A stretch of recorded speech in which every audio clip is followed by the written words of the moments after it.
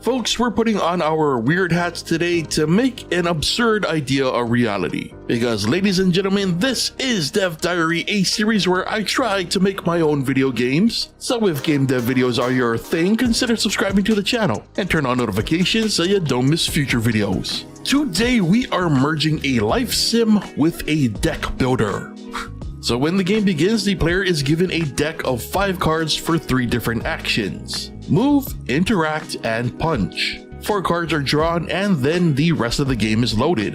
The quote-unquote world that the player is placed in consists of at least 4 rooms, each one randomly generated in sometimes the most painful of ways. The process is long and complicated, but includes the spawning of room-specific objects like beds, baths, and other things that the player can interact with. Once our floors have been established, extra floors are then added for flavor, and then all the rooms are connected via teleporters.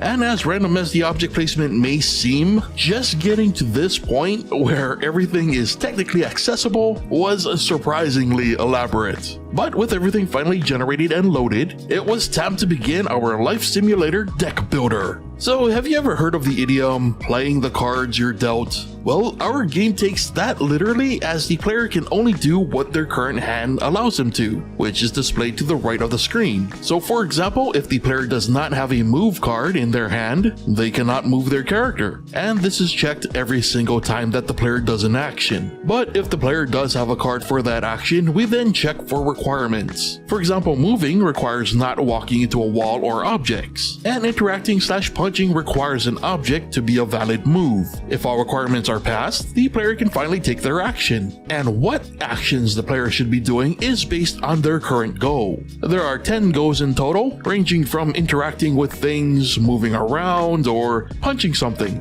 And there's one special goal for those of you who enjoy the content: Patreon. That's right, supporting me on Patreon is the best way to help me keep making it, and doing so can get you access to exclusive content and downloads, and even early access to the weekly Dev Diary videos before they're released on YouTube. Now, the player wants to finish each goal as soon as possible, because each action done drains their doom meter. Anytime a goal is met, their doom meter is slightly replenished, but once the doom meter reaches 0, the player will start taking damage to their health. Now, it should be noted that there is no way to heal, more on why in a bit. So once the player loses all their health, the game is over. The player can also punch just about anything to regain some doom back, but it's not much. Not to mention, anything that gets punched is destroyed, which could prevent the player from progressing any further. Also, I am totally aware of how confusing it is that the doom meter going up is a good thing here. I just figured both meters going up would be easier for clarity's sake.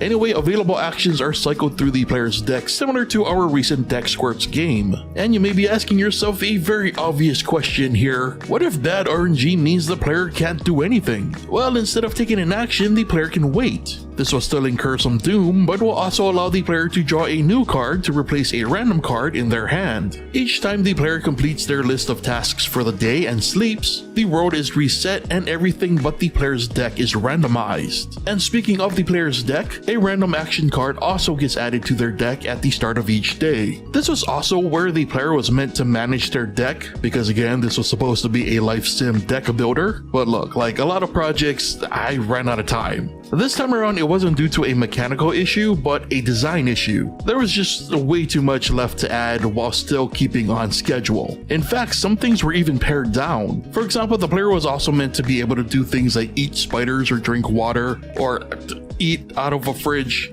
eat in general, to potentially recover health, but the whole healing aspect was ultimately cut for time. There were also issues with allowing for deck modification. The goal system would have to either compensate should a player remove all cards of a certain action from their deck, or simply force them into unwinnable situations. But even restricting players to keeping at least one type of each action in their deck wouldn't really have mattered much, because we only have 10 actions to choose from, which again were just kept to 10 due to time constraints. Ultimately, this came down to the idea just being way more intricate than anticipated, and just simply not having the time to really make it all happen. And what's even crazier is this is already a condensed version of the original plan, which was literally just The Sims with what if a deck builder element was attached to the loop.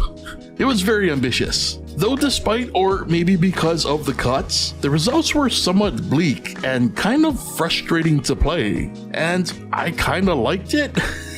Like in a weird and curious way. Like with some good design finessing, it feels like there could really be some like artistic or political merit behind how this one plays. Like the functionality of a deck builder seems to just completely go against the expectations of a life sim, you know? And it would be awesome to explore the possibilities even further. But again, I think this is something that would require much more time than a silly weekly game dev series on YouTube. So, what do you think of the combo? Crazy, potentially good, waste of time? As always, I'd love to hear from you, so be sure to share your thoughts in the comments. And if you enjoyed today's video, be sure to leave a like. And with that said, brings us to the end of today's Dev Diary, so thank you so much for watching, and I'll see you next time.